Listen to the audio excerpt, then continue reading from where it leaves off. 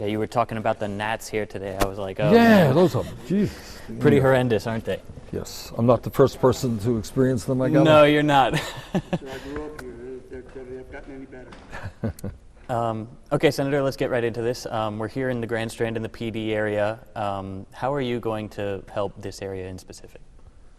Well, I think we're going to address the very serious problems facing this part of South Carolina, in fact, that face much of rural America. And that is, we're going to guarantee health care to every man, woman, and child. Health care is a very, very big issue here in South Carolina. You pay a whole lot of money, you're not getting a lot for it.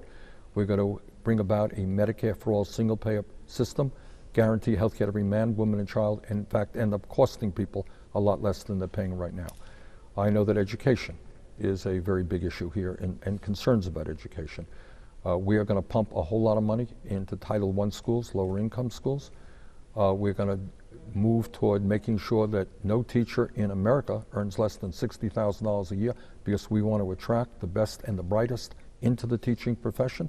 We're going to make public colleges and universities tuition free. We're going to cancel all student debt in this country. We're going to do that by imposing a small tax on Wall Street speculation. So I think the agenda that we have is an agenda that works for this region of South Carolina, works for the whole state, and works for the country. Okay, just want to change up the shot here real quick. That's what happens when you don't have a camera guy. I hope they're paying you for two, aren't they? I wish. Let me just make sure that it's all right here. There we go, perfect. Okay, Senator, so South Carolina, very red state. Do you think that you can turn it into a blue state? I think so.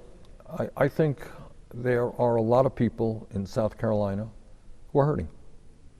These are folks who can't make it on 9, 10, 11 bucks an hour, which is why we're going to raise that minimum wage to 15 bucks an hour.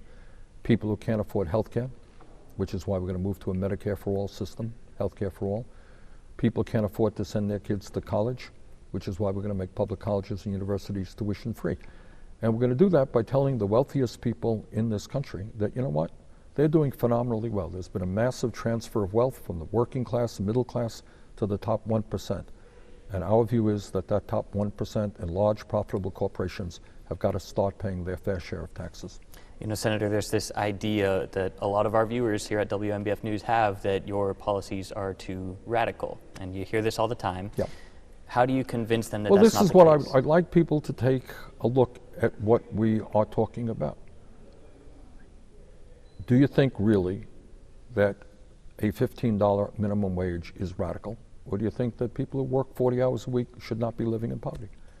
Do you think it's a radical idea that the United States join every other major country on earth and guarantee health care to all people? Is that a radical idea? Do you think we join many other countries around the world and make sure that all of our kids, regardless of their income, get a college education? Do you think it's a radical idea that we confront the global crisis of climate change? See, I think on all of those issues and many more, when you break them down issue by issue, people say, well, yeah, he's right about that. Yeah, well, he's not wrong on that one. So, you know, people can throw all the labels they want at me. But right now, you got an economy that is working phenomenally well for the 1% and for large, profitable corporations. But if you're in the working class today, the likelihood is you're working longer hours for lower wages than you used to be.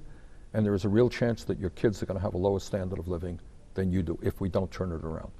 So I think the agenda that we are fighting for is an agenda that most working people say, you know what, it makes sense. It's time we paid attention to the working class of this country, not just the 1%. The Washington Post published an article this morning, I don't know if you saw it or not, but it was talking about how some of your supporters from 2016 are going towards Elizabeth Warren now because they think that your approach is a bit much, if you know what I'm talking about. Well, the Washington Post, by the way, writes a lot of articles about a lot of things. Most of them are not particularly sympathetic to me, so I wouldn't worry about it too much. I think we're doing just fine in this campaign. The turnouts that we're getting all over the country are great. We have more individual contributions than any candidate, I believe by far. In fact, more than any candidate in the history of politics at this point in an election. We are feeling very good. We think we're going to win the Democratic nomination, and we think we are going to defeat Donald Trump next November. Senator, thanks for your time. Thank you very much. Appreciate it. Okay.